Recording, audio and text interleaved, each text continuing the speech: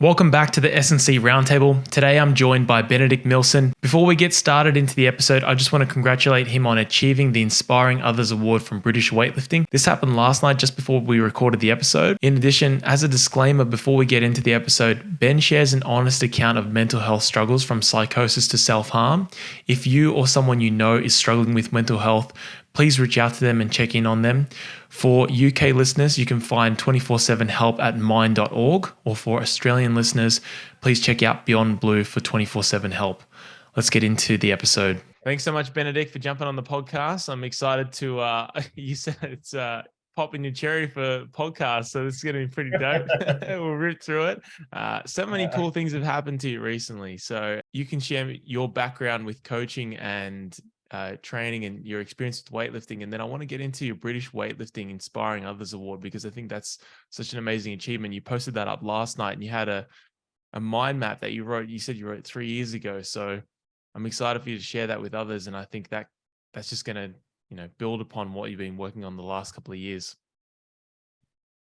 Yeah. So essentially I got into weightlifting as a bit of an accident when I started at university. I was a sprinter and a triple jumper to a reasonable level, national level. And I wanted to do that at university. I got to university and they said, we don't have a sprints coach. You're just going to have to do, I have to have a cross country on offer. And I was like, obviously, I'm not going to do that. So the next best thing for me was weightlifting. I've always been a power guy. I've always been a strength guy. I've had no slow twitch fibers in my body at all. Endurance is terrible. So I got into weightlifting and I picked that up really quickly. That was in late 2015.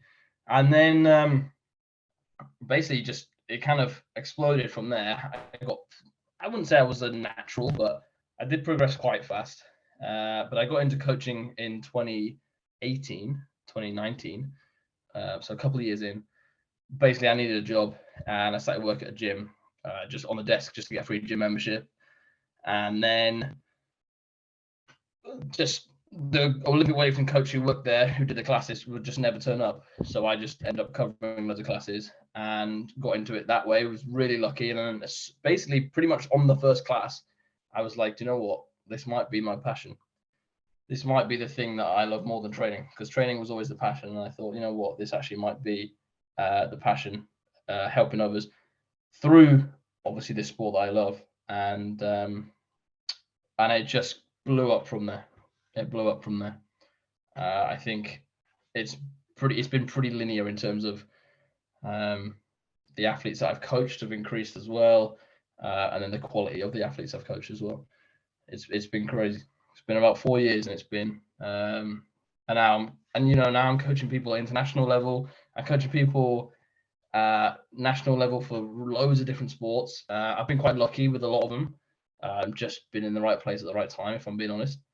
But I've obviously put in a lot of hard work for the coaching as well. And the more I've got into that, the less I've the less I've seen my own lifting as a priority. I've completely pushed my mindset to coaching others. Is the best example I give is like, when I get a PB, I'll watch the video back like once on my phone. If pretty much any PB that any of my lifters get, I'm up all night just watching it over and over again and just reliving that high over and over again. But you watched the 200 jerk a few times, surely. I watched it like 2 or 3 times. No, I think I've watched it more than you then. When I was trying to put it into some, I was trying to put music to it and trying to pick the best song. And yeah, no, that's dope. Track. So you had a track background. That's pretty cool. So what did you do? 100, 200, or just 100 meters? I did a triple jump. I did triple jump, and I did obviously, it's like as a kid, like you have to do a few events. Obviously, I did the 100 meters, and I reluctantly did the 200 meters.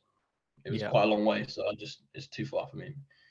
I did the 100. I did not do the 400, and I did shot put as well to a decent level, but that was just without any training. Triple jump was the passion. I was always very heavy and powerful, but I wasn't that fast. I wasn't actually that fast. So we have a thing in Britain called sports hall athletics, which is like a kid's introduction to athletics, and it goes up to under 17s, and they do standing triple jumps. And so I've won the national champs for standing triple jump. So I was there, but then as soon as I got to the outdoor season, we'd have a run up, the jump would increase by like 10 centimeters. I was not fast at all. I could not transfer that speed. I wasn't like Matt Watson. I'm not that kind of, I'm heavy, I was powerful. I'd land on the ground and just collapse. But then I think that suited weightlifting a bit better for my style of lifting. Yeah. Talk to me about this Inspiring Others Award, the mind map that you created. So how does that come about? So, I've had a few goals. When I got into weightlifting, I wanted to win the British Championships, and a couple of things happened. I was born with a condition called Erb's palsy, which is a birth injury essentially of my brachial plexus nerve in my left shoulder. So the brachial plexus branch, basically a big branch of nerves, was just completely severed. So I had no arm function, I had no shoulder function, no wrist, fingers, lat, and then mouth. So like mastication, chewing, all that was just gone. So I was very lucky. I got it kind of diagnosed at a super young age. I was like 2 weeks old when they noticed it, and I was in physio from about 2 weeks old, just doing things like gripping exercises, and is obviously very parent focused at that young age. So when I got into weightlifting, obviously I got into weightlifting by accident, and I thought, you know what, this could be a good chance, because it'd never been an issue in sprinting and triple jump. Obviously, when I did shot put, I used my other arm. Obviously, I became right-handed as a result of this injury. I got into weightlifting. I thought, you know what, this could be a fantastic opportunity to kind of show the world. That's basically just fuck you to the world, like just to say, like, come on, like I can do this. So I had a lot of issues with it when I started weightlifting. I dislocated my shoulder many times, bombed out a few times. I've had a few concussions actually from jerking away, dislocating my shoulder and it popping off the. So does it just feel loose? Does it just feel loose on that side, or did it feel loose? Basically, well, not anymore. Just relax. Not anymore. It feels fantastic. But when I first started weightlifting, because throughout my whole years of athletics, we didn't do any weightlifting. When I first started Olympic weightlifting, it would kind of sublux quite a lot. There was not a lot of muscle tone there. I was lean, but it wasn't strong. It was not stable at all. And there's a few times where it would just pop out. I'd catch it, lock, and my shoulder would just pop out, and then it would send like a shock wave up my hand, and hand would just release. And obviously that's not great when you've got a bar overhead. And then just years and years and years of rehab and strengthening, and gymnastics, funnily, is probably the best thing for it. It's been fantastic learning how to do back bends and handstands. After I got the range of motion back, it was just getting the stability sorted. So I got into that, and I thought, you know what, how cool would it be if we had someone with Erb's palsy, with basically a condition where everyone who I found online in the Erb's palsy world, with the exception of maybe one or two people, can't lift their arm over their head. What a great sport. Let's just pick the hardest sport to do and just see how far we can go. And let's just set this crazy goal of being a British champion. And after 7 years, I became the British champion in 2022, so January 2022. And then the other goal was to get 400 pounds overhead. Basically, I wanted to do this crazy thing where I'd snatch 300 pounds, jerk 400 pounds, and like strict press 200 pounds in the same session. And I got to a point where my current coach, Mehmed, like, he was just like, I told him when I first met him, I was like, mate, just so you know, I've got this shoulder thing. And he was kind of like, I don't care. I just think, let's just teach you the technique and we'll just see what happens. And it was the best thing for me. And my jerk exploded. It was so high. It got to 182 really quickly. So it got to 400 pounds really quickly. And I thought, you know what, look, we're not in America. I don't care about pounds. Let's go for 200 kilos. And he made this bet with me, 500 pounds as in currency, if I got the 200 kilo jerk. So that was an added incentive. But along the way, I've stopped to think, what are my biggest goals in weightlifting? And my two kind of performance goals were win the British Championships and get 200 kilos overhead, first person with Erb's palsy to do any of that. But then I was thinking, why am I doing that? Well, I'm not really doing it. I am doing it for me a little bit, but I'm not doing it for the pride. I'm not doing it for the prestige. Obviously, it's weightlifting. No one cares. It's not like football, where you can actually make money. I thought, why am I actually doing this? And the real reason I'm doing it is kind of to inspire other people. So the mind map that you're talking about, all I did was put inspire others in the middle. And that's my kind of grit goal. So there's a book by Angela Duckworth called Grit. And it's just about basically the most successful performers very rarely are the genetic freaks in this. They're actually, a lot of the times, the people who have very decent genetics, but are actually just the people who just consistently show up throughout the hardest times. And obviously that really resonated with me. I think I read it like 3 or 4 times in a row, just going over and again. And essentially, when I thought, you know what, I can actually do these crazy things, I could do these crazy things, and hopefully it could be an inspiration for these other people, I started to, on this mind map, just give out branches. And the first branch was, okay, how can I influence this inspiring others goal?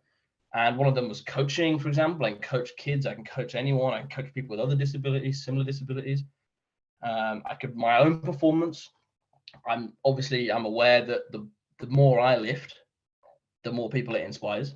And I mean, as a consequence, probably the more I lift, the more clients I get as well, coaching clients. So I can help more people that way. And yeah, obviously it just spiraled up there. So that the main goal was inspire others, and the means to get there was win the British Champs and just be that first guy who's got Erb's palsy to overcome this crazy thing and be able-bodied people. And then the 200 kilos was obviously financially motivated as well, because 500 pounds is a lot of money. I can buy a lot of sausage rolls and baguettes and sandwiches with that, and that was obviously useful. But the whole time, whenever I get like, a lot of people will message me on Instagram, and they'll say like, "Oh, you inspire me in this," and it does. It's the best feeling in the world. It's the best feeling in the world. And I actually gave a presentation I gave a presentation to a university, a sports science university, about in Essex called.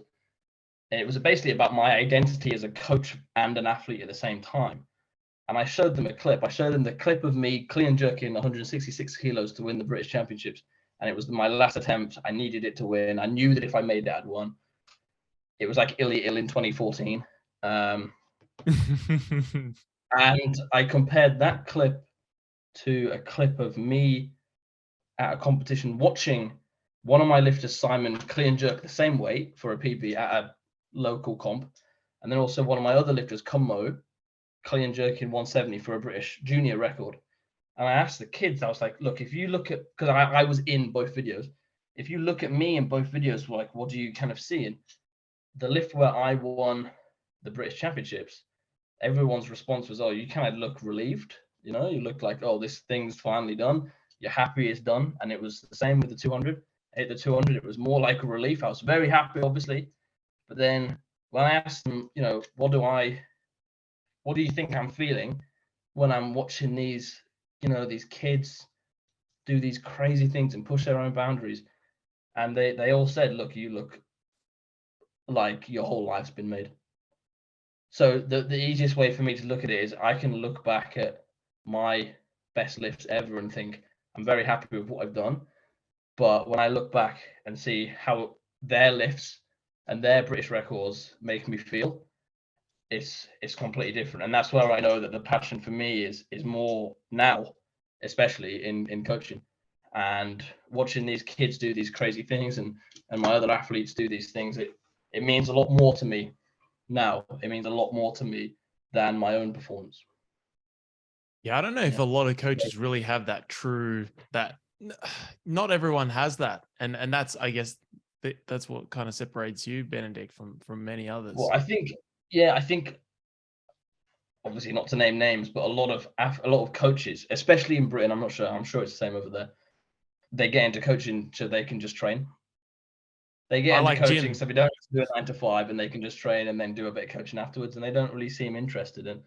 And I do think that as coaches, not even just weightlifting coaches, but as coaches, as teachers, we've got the power to change people's lives. We've got the power to change. Like, if my coach at the time had just been like, yeah, you're never going to jerk 200. you've got this disability, it's never going to happen. I probably would have just accepted it and been like, okay, and then just lived in mediocrity. I just think we've got this power to help people kind of reach, I guess, their like ecstasy and their passion. So I think that was one of the reasons why I won this award, this Inspiring Others award. So a part of it was obviously the Herbs Palsy, overcoming that. I think a little bit of it was the coaching as well. I'd like to think that people thought, oh, he put so much time into coaching as well. And then this whole other branch of me, I've had a lot of mental health issues. I don't know if you want to go into that. That's been a crazy ride as well. And maybe that's come from the Herbs Palsy, I don't know. But when I was 11 or 12 was when I first had my first issues, and it was a psychotic break. So at the time, I thought that German fighter pilots were trying to bomb my house in a small seaside town in the north of England. So logically, you can think that's probably never going to happen. But at the time, I've one of the most debilitating symptoms of mental health issues that I've had is something called psychosis, which is essentially a break from reality, and it's a loss of, you don't know what's real. And for me, a lot of the time, it was threats to my life from things that weren't real. So the big one was Annie Lennox from the Eurythmics. There's a British band in the 80s called the Eurythmics, and there's a wonderful Scottish singer called Annie Lennox, and she had very short hair, dyed orange, not even ginger, just dyed orange. And I always thought that she was coming to stab me to death on the beaches of like, no. Yeah. But just imagine how scary that is as a 15-year-old, and it's real. It feels real. You see her sprinting towards you. You hear her. It's not just like, yes, I was paranoid as well. I had the paranoid thoughts, but I wasn't just paranoid. I saw her coming at me, and it was every day. And I saw her, and I heard her in my head, and I heard her outside of my head speaking at me, saying, "I'm going to kill you," or "I'm poisoning your food," or "I'm poisoning your fish and chips," and all this. So a large part of my mental health issues are psychosis related. Now, I was actually diagnosed on the 13th of June, 2012, of OCD, so obsessive compulsive disorder, which now, obviously, I don't know how the listeners might not know too much about mental health, but a lot of times these different conditions are all kind of interlinked. A lot of times people don't just have one. If they have one, they probably have another. They might have symptoms of another. So I have obsessive compulsive disorder and major depressive disorder, which essentially is just depression. The depression is not organic. The depression was because of the OCD. Now, the OCD was obsessions are unwanted thoughts that come in your head, and you can't get rid of them, and they're very vivid. So again, Annie Lennox trying to kill me. A lot of the times it's violence based. So I was having these thoughts of violence towards people that I loved, like my mum. To combat those obsessions, you do something called compulsion. So that's where the C comes from. And these compulsions oftentimes are things like, you hear the story of people hand washing and checking and flicking the light switch on 59, 68 times and just over and over and over and over again before you got to leave the house, and checking the oven's not turned on. And for me, the compulsion, I had a few: hand washing, and routines. So keep it to a routine. Now, if that routine did not involve, if my routine does not involve a friend's party. So a friend's party comes up, unlucky mate, see you later, and I ain't doing it. The big one for me was obsessive exercise. So when I was running track and field, I train a lot. I don't know if we think that overtraining is a thing, but this definitely is spend a lot of time. It definitely is a thing. There's different schools of thoughts. My biggest one was I just do way too many plyometrics, and my knees are short, and so I would do this thing to counteract the obsessions, and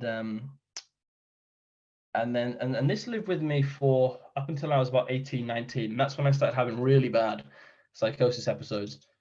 And this is when I started self-harming when I was, I think, 17, 18, cutting usually. And people think that when you self-harm, there's usually another reason, but the really reason I was self-harming because the voices in my head were telling me to self-harm.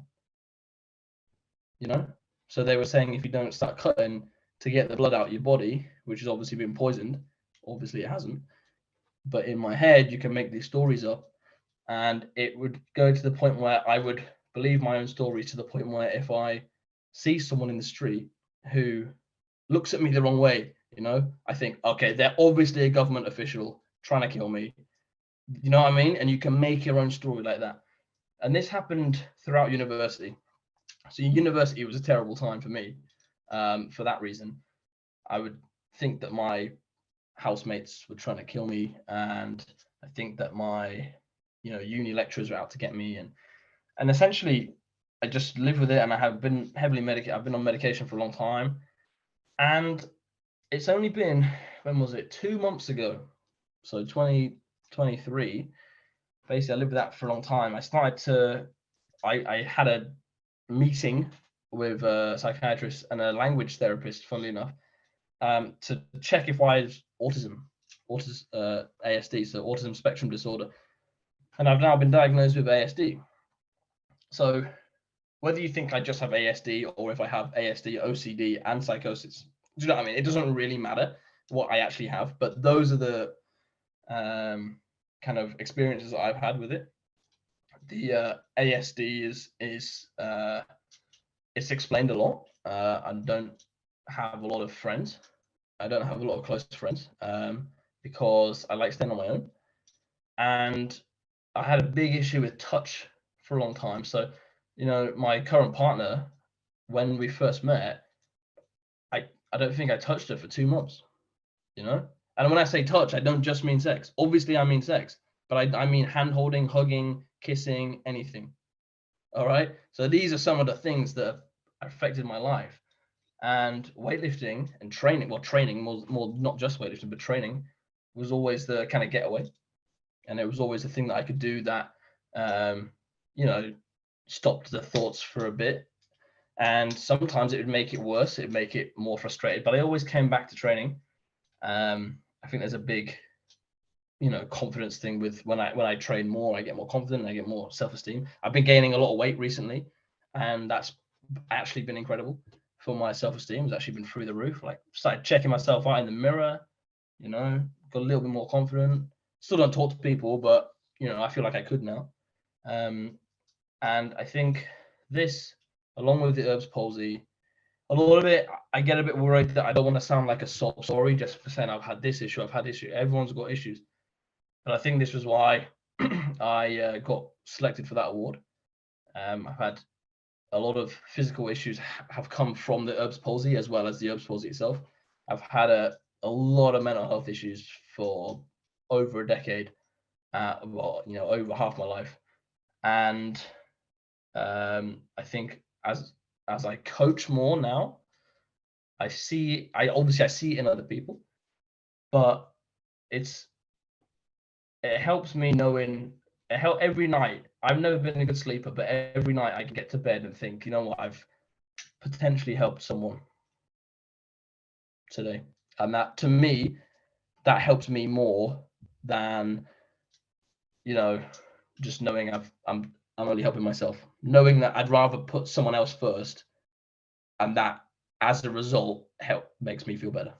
Having the something that's greater than yourself is going to help you get to those larger goals. I know for myself, during lockdown, and if I didn't have the gym, or if I didn't have a gym that relies and needs to pay not only myself but also needs to feed my family and my partner and the mortgage that I have, like, there's things that are greater than yourself.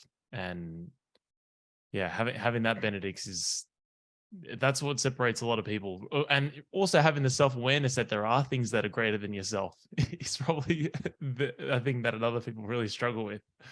Talk to me about Yeah. the quids in. Talk to me about quids in and the whole the betting. So has that K-Dot mentioned to me this Basically, on a podcast recently, and he was talking about how um there's a certain gym in London that does, or maybe it's not London, but yeah, they do quids in it's not on London. Friday. But is it Yeah. you guys? You guys are the problem, It's is that not right? as no, No, it's a bit different. That quids in thing is run by the members, isn't it? I think. Whereas this underground was, gambling circle. yeah, yeah. This was my current coach, Mehmed. His way of motivating me to train harder is to offer me money and for PBs. And because after I won the British and then I won the English championships last year, and that was in October. And after that, I was like, I've basically done everything I wanted to do in weightlifting. I just want to coach, and he was keen to keep me lifting because I'm still quite young. I've still got a lot of time, and I was like, look, and at the we have a Christmas dinner, and at the end of every year, he writes up these little contracts with people, and he's like, okay, John Smith, I want you to snatch 50, and I want you to clean jerk 70. And for me, it was, oh, Benedict, I want you to jerk 200. And I was like, all right, but currently I'm focusing more on the coaching. And he was like, I'll give you 500 quid. And I was like, all right, mate, let's do it. So Jeez, just like that. That's it. You're in. just like that. And Put me in, then, coach. yeah, and then along the way, so this year, we worked out yesterday, I've made over £900 from winning Small PBs. And bets. that, so there's been a few times where I've got into training and I've meant to do like heavy-ish jerk doubles or something, and maybe they've been feeling pretty good at like 160. Maybe I did a set at 170, and I'll just look to Mem, but like, how much cash you got in your wallet, mate? And he'll be like, look, I've got 20 quid. If you hit 180 for a single, I'll give you it. And I always end up hitting it. And so I've won a lot. I've got the list. I've won for a block snatch. I've won for jerks. I've won for body weight increases, races in body weight increase. I've won a t-shirt. I've won a meal. I've won a lot. Yeah. It's so funny. I had a guy last week. We started it. I don't know if I want this trend to continue, but he comes in and he's like, he's such a strong guy, but his weightlifting movements are quite a bit off his strength. And he was like, I think I'm done, coach. I'm going to pack it up. And he's like rubbing his shoulder.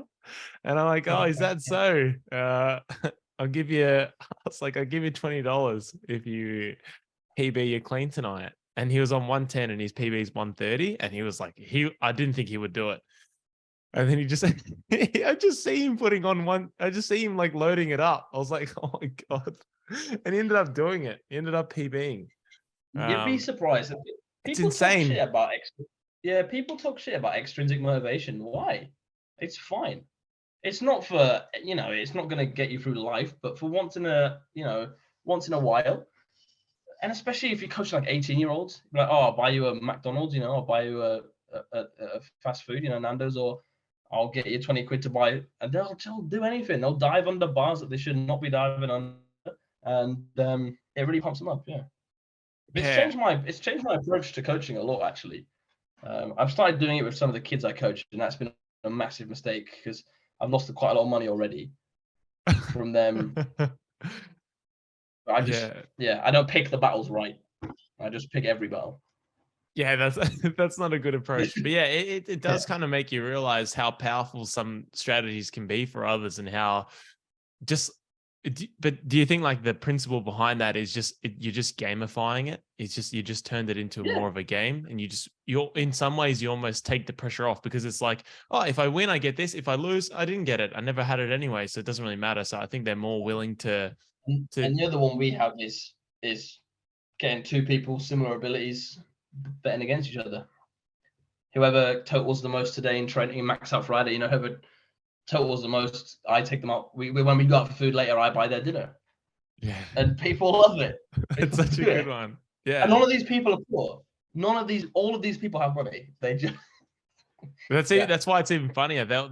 I think there's a lot of stories of like there's some really wealthy people who are like lose their mind over losing like like $10, $20, or Yeah, just yeah, how yeah. competitive they are. And I think it kind of leverages that competitiveness. And if you've got a bunch of young kids who are training and they're all fairly strong, the last thing they want to Yeah. do is lose to another person for something petty as as Well, food or especially something like because that. I've got 5 lads, uh, Will, Declan, Como, Ollie, Harry, and they all go. 3 of them go to the same school, and they've all. Do you know what I mean? So even when they went to school, they'd be chatting shit to each other, and then we've got they basically they've all come really close, and none of them want to lose to any of the others, and they're all lads as well. So testosterone's raging, and yeah.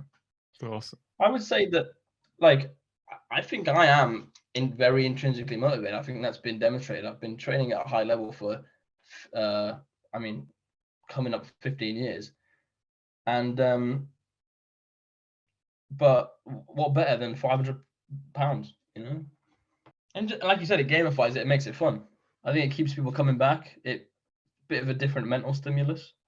It's not just getting crushed by weights over and over again because of some intrinsic meaning or some competition that's 20 years in the future. Yeah, there's a half-life to What's that. How long can you sustain that? Yeah. So currently with your own training, so you said you're a coach at the moment. It seems to be like, well, from what I've seen, would you say you've been on more like a GPP kind of style program? Have you been doing strict weightlifting? I wouldn't say the way that you guys at Ronin train is very like hyper specific. I'd say it's has those other general qualities in there. Has that been kind of the training you've been working on at the moment, or not so necessarily? I would say I've had a lot of coaching influences in my life, and obviously Christopher's one of them. And I would say his style is more GPP focused. He's a very good weightlifting coach as well. He's an incredible athlete, and I think his knowledge of things like, you know, adapting like accessories to hit different things or for different people, different body shapes, is next to none. And then my other massive coaching influence is my current coach Mem, who ex-Bulgarian national lifter, came through the Bulgarian system. He's a lot more weightlifting specific, and he's not like old school Bulgarian. You just do snatch, just do clean jerk, just do this. But he's more weightlifting specific than Chris, obviously. If there's a spectrum, there's definitely kind of there's a bias to one of those. Yeah, and they've both produced incredible lifters. Mem's on a roll at the moment. He's producing some of the best girls, especially in Britain. He had a couple go to Europeans, and I would say I just fit somewhere in the middle. I would say so that's how you design your programs, is somewhere I see the benefit borrowing of a lot of both. those concepts. Yeah. I see the benefit of both. I was having I was chat with one of the lads I mentor coaching too, and I was like, in terms of the weightlifting movements, I just think it needs to be as simple as possible. Snatch, clean and jerk. Mem's got me onto deficits. He's got me onto below the knees and blocks, and that's pretty much all I'll program for the weightlifting. Not a fan of no hook. Not a fan of no contact. Not a fan of no foot. Maybe no foot powers I quite like, but I'm quite restricted in the actual weightlifting movements. But then my accessories can be all over the place, super crazy, and I think that's awesome. I think keep the stuff that because the most of the people I coach are weightlifters and they only care about weightlifting, and I've got a few like athletes as well, and obviously their programming is completely different. But for the weightlifters that I coach, which is 95% of the people I coach, the barbell stuff, the weightlifting stuff is as simple as possible. But as soon as we get to things like squats and accessories, I have no problem programming Zerchers, no problem not programming things like back squats if I don't think they're beneficial. And I think based on the lifters that I have and that I've produced, that's kind of been proven at that point. That style has proven to be, useful. And all styles can work. All styles can be beneficial. I think what I've done well is kind of combine the two. But I'm a fan of funky rolls and jumps and things just to make someone a better athlete. but then I try and keep the weightlifting a little bit simple so they can then actually have the chance to express their athleticism they've gained from the complex warm-ups and stuff that they're doing into the lifts that they actually really care about. I think that's the place for a lot of those movements for a lot of the weightlifters is in the warm up, because I feel like the weightlifting movements can be so serious or there's so much pressure placed on them. And that's why I think the gamified, like the money actually works so well, is because there's a lot of stress, or a lot of, maybe not stress is the right word, but I feel like there's a lot of pressure to PB or perform at a high level consistently on those movements, because there's such a connection to the competition max. And I think needs to be more of a distinction between like everyday training weights, training maximum, and then competition maximum. And I think there's definitely, just understanding there's those 3 tiers. And if you're within a bandwidth of any of those tiers in those contexts, I think that's great. I don't necessarily, I think that those warm-ups allow people to kind of relax a little bit more, and maybe they're not as quite stressed when they come in. And obviously you having that track background, you would have been exposed to those other drills from triple jump. And I think those can be great games. Yeah. And then even put simpler, like I've seen the benefit of things like plyometrics for weightlifters and doing things like these low ceiling, these deep tier plyometrics. And they've helped me a lot. And they've helped loads of people that I coach out. And people always come away thinking, I don't feel as beaten up in between sessions, and I feel more powerful. I'm bouncing out the hole much quicker. My squats have gone up. My knee pains have gone away, and my back pain is going away. And I think there's a balance between the two. And both these two coaching influences that I've got, Chris and Mem, like they're not the extreme end of the spectrum. They are, I would say, they're probably slightly more extreme than me. I think I'm right in the middle. I'm so neutral. I'm like Switzerland, and these people are just slightly off center to me. And I agree with both the things they're doing. And I respect them more than anyone. They're the two of the most important people to me. And they've produced incredible lifters. And both of them have coached me at one point as well, which is another big thing. Like I've taken it directly from them. But I just think with my background of athletics and all this stuff, and I've just seen it work with me. And a lot of the people I coach in person, that's the way I started to coach.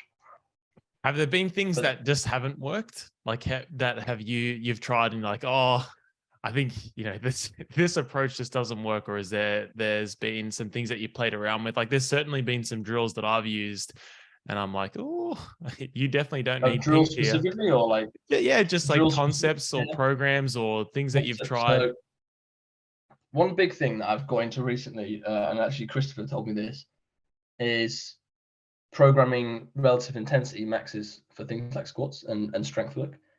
So I give them, let's say, a 5 RM on their specific strength exercise, which might be a paused front squat, say, and they do their 5 RM, and then the week after is 5x5 at a percentage of that, and then 4x5, then 3x5, then 2x5, and then they do another AMRAP above the original 5 RM. And sometimes I've got people doing like 8 reps.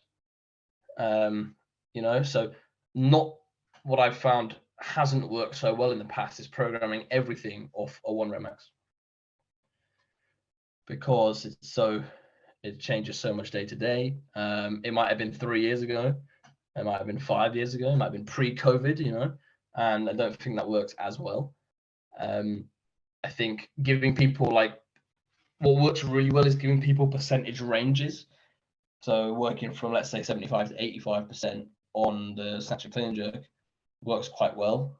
And it's one of the things that my other coach Mem does really well, is that he doesn't use percentages. He just says, he's the Bulgarian guy. He's like, we'll do doubles today and we'll basically just see what feels all right. And that's the benefit of in-person coaching, to be fair, because he just does in-person. And then if people are looking a bit rough and they're missing lifts, then they'll just drop the weight, or vice versa. Maybe this is the day to go big and they'll let them go bigger.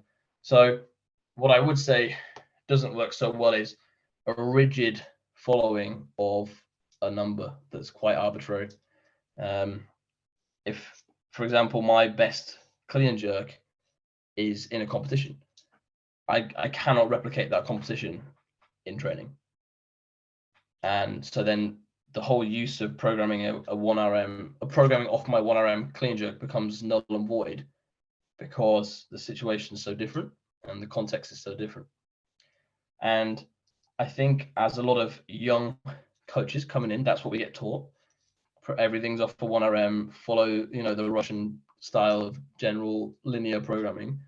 And obviously I did that when I first started, and it did work pretty well for getting people stronger. It didn't get them peaked very well, but it got them stronger. But then I think it's actually common sense to just think, no, just do what you want on the day. Do what you can on the day within a set guideline. But then following a rigid program, what you get to max out 3 times a year in a sport that's based solely on a 1RM. Why is my 1RM going up? I'm doing it every 16 weeks. Yeah. And it's obviously, we know that it's a skill. So I'm a big fan of max on the last day of the week. It doesn't have to be max singles. It can be double. It can be a heavy complex, but it might just be heavy singles. But going heavy on the last day, and that's the one thing I would say that stuck with me from the start of my coaching. After the first couple of 6 months maybe of me just doing the general linear program, and I figured out just make people go heavy more often. That stuck with me for years. Those additional exposures, yeah. And like you said, it is a skill. People need to learn how to. It is a skill. You will get stronger from singles, obviously, but even just situations where you only have one shot, like people really struggle with the concept of, the first rep might look a bit shoddy and then the next one's awesome. Well, it's like, well, we need you to replicate that. So, just having more exposure to that. The next thing I want to get into actually with programming, and this is only going to work with people I coach in person, is making stipulations on the heavy day. Not every time. Sometimes just saying having you max out, but trying to replicate the comp a little bit more and being like, look, you've done your barbell warm up for the snatch. You're out in 3 lifts. You've got 5 minutes. Let's go and see how far they can get. Or you've got 3 attempts. See how far you can get. And I think that will be useful. Again, I think it will get them more mentally engaged, similar to the gamify kind of principle. It will get them. It'll be a different stimulus. It'll be more fun, and it might actually serve a purpose long term when they come to a comp and that situation happens. But I've done that with before. It's worked really well, and I wouldn't say do it every week, because you want a week where you can just take 10 minutes in between sets and just go crazy and max out and move your length between every set. You need those. Listen to your own music. Yeah. But all the work that you're doing in the week of your doubles and your triples and your powers and your blocks, and let's try and actually express it on the weekend or on the end of the week. Obviously, there's a time and a place, and the biggest thing I would say to new coaches is just use your common sense. And if you've written a program that says, we're going past 95% like every single session, just come on, man, just use your brain. Just put RPE next to it. Yeah. So I do like percentages, and I think they are fine, but I just think programming off a 1RM, especially for the snatch and the clean jerk, is a bit redundant. Yeah, a lot of people talk a bit of shit about using RPE and how, if you use RPE, never trained hard, so there's no issues. But I completely disagree with all those ideas. And then RPE works so well for weightlifting. Yeah, it works well for everything. People do RPE whether they realize it or not. If something's not feeling good, they're going to probably dial it back.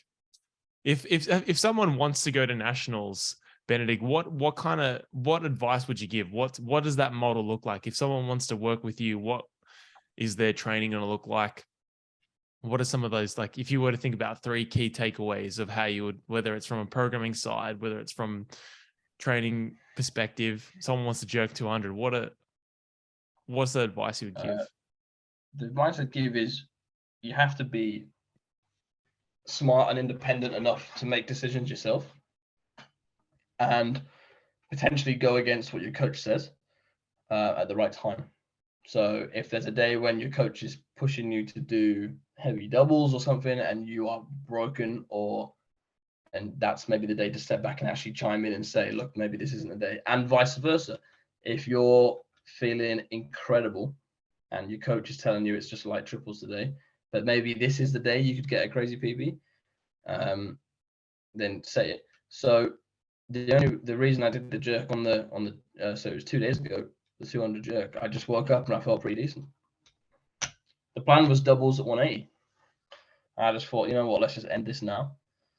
Now the problem becomes, the problem comes when you get the egotistical lifters who think they feel fantastic every single session, and they don't, most likely, and they just, you know, want to max out to kind of boost their fragile ego, and that's a lesson that they need to learn sooner rather than later, because again, we know that longevity is probably the best indicator for success in weightlifting. The longer you stay in, the more chance you have of you just outlast people. We know that a lot of people leave the sport early, and I think just outlasting people has a big impact. And so having that level of independence, where just being smart and just being trustworthy. So the big thing that the people that have the most success with me as their coach probably are the ones that think they're pissing me off by how much they message me and how much they communicate with me. And they're probably the people that think that I hate them because they're just messaging me all the time. Oh, Benny, I feel like this. Should I do this? Vice versa. Yeah, and obviously I don't care. I love it. But they're probably the people that talk to me the most and communicate with me the most honestly about their feelings and thoughts and whatnot. And then on the flip side, they're the people that I can then learn to trust the most and can then be more expressive and expansive with their programming. Whereas if you're keeping to yourself a lot and you're not, then I have to stick to a rigid routine because I don't know if I can trust you yet. So obviously my plans are, my programming is, I think it was Angus that said, make the perfect microcycle. Yes. And then, yeah, so I love that. I've kind of maybe been doing that for like 6 weeks, 6 months or so without really knowing, but keeping so I've got a lifter called Harry Nelms, Welsh lifter. And I've been coaching him for maybe over a year. And I think we've kept basically the same microcycle structure for that whole time. And he's PB'd everything. And he's not been injured. Obviously, I've changed things. I've sprinkled in and out accessories. I've changed accessories. I've changed the main list. But he always does doubles on a Monday, and he loves it. He always has heavy day on his second to last day of the week, I think. And then his light day is like right after. And he's got blocks or powers in the middle. And it's worked so well. And that's one thing I would say is that I'm not going to change your program every single week. If you want a complete overhaul of a program every single week, just go to a CrossFit class. Don't come to me. I literally have obsessive compulsive disorder. I like things to be obsessive and rigid. Just please know that about me. But it's not even to say that it's rigid as well. It's more just the overarching principles are going to remain the same each week, so you can see where the progress is coming from.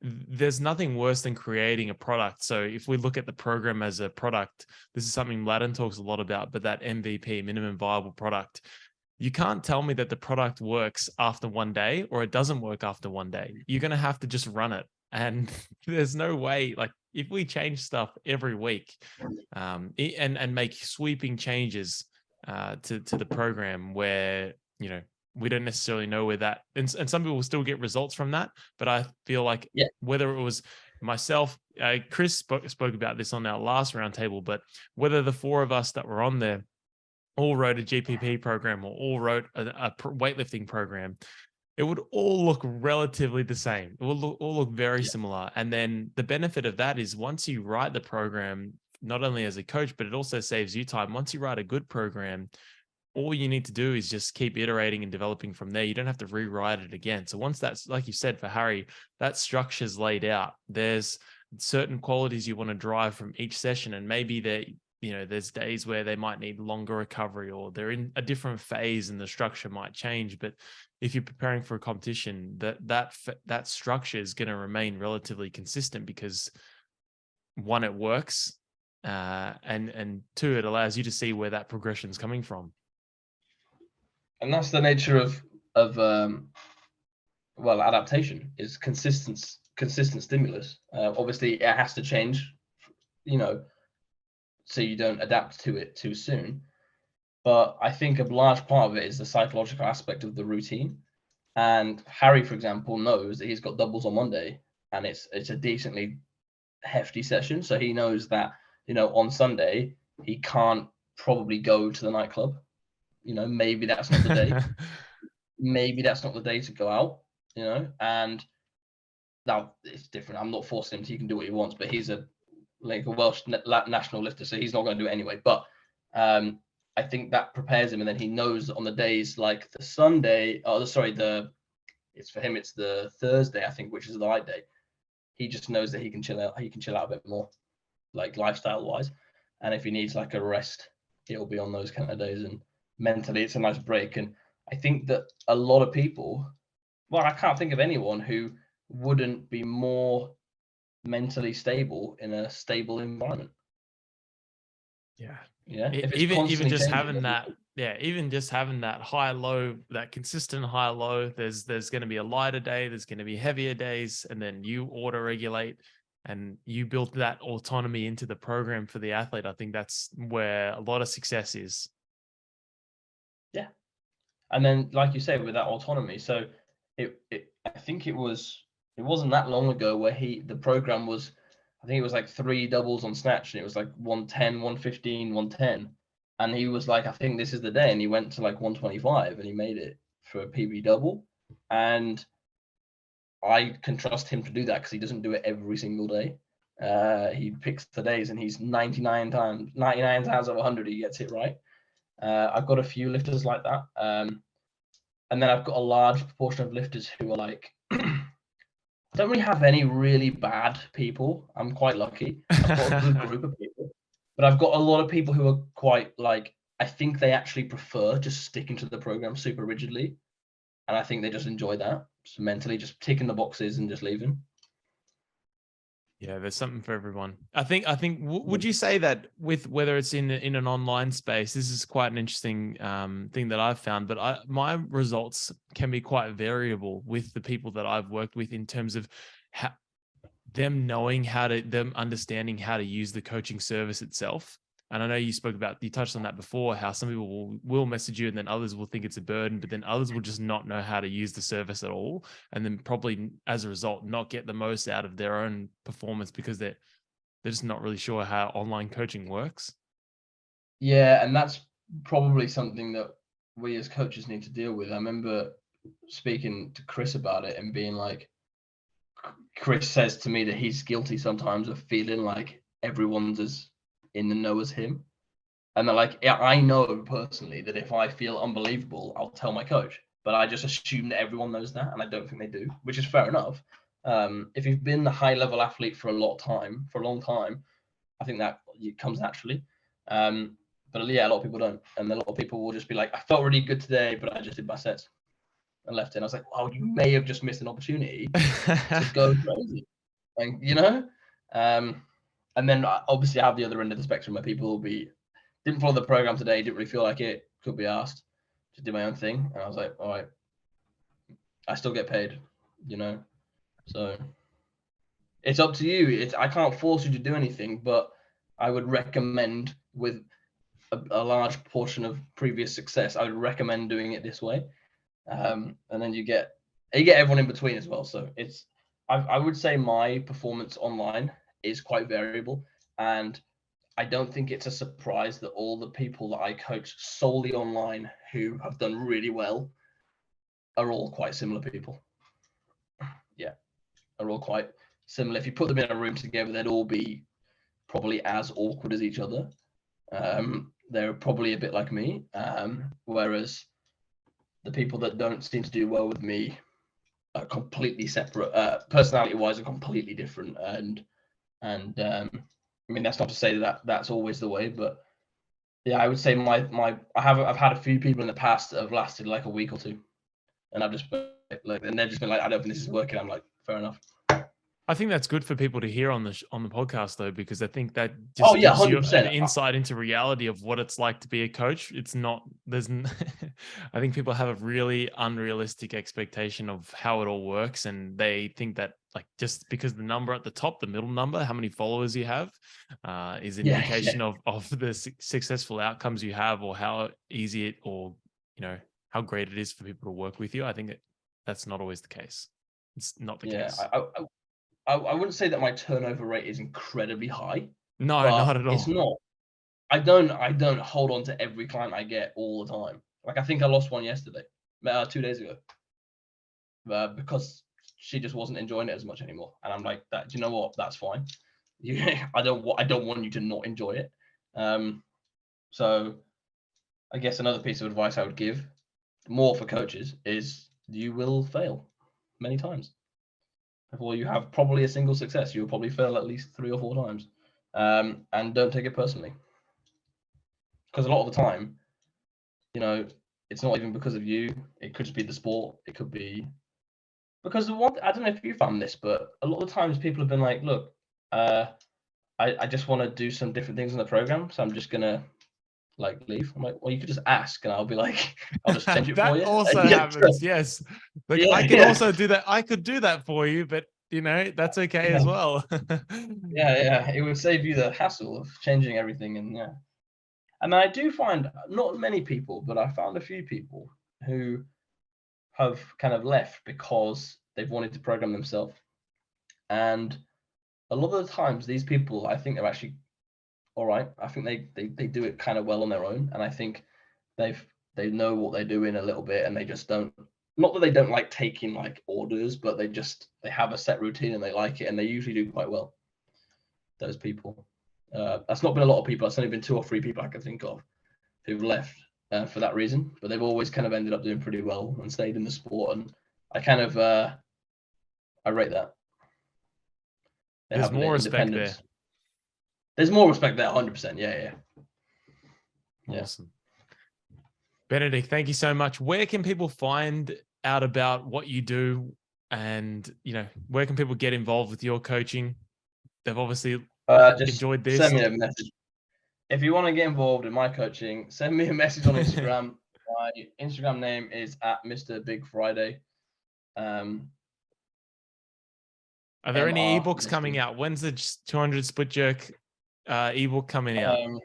I mean, I have a YouTube channel called Benedict Millson, and it's I do weekly training videos. I'm gonna have to check that out. Yeah, no, it's good. It's good actually. It's all right. It's basically just all my clips from the week just cut together. Very dry commentating over the top of it. A lot of the time I'm watching TV at the same time, and I am putting 0 effort in. But people like it. People seem to love it, and people follow it all the time. So I got up to like week 16 of the road to 200 jerk, and then I need to actually upload the 200 jerk.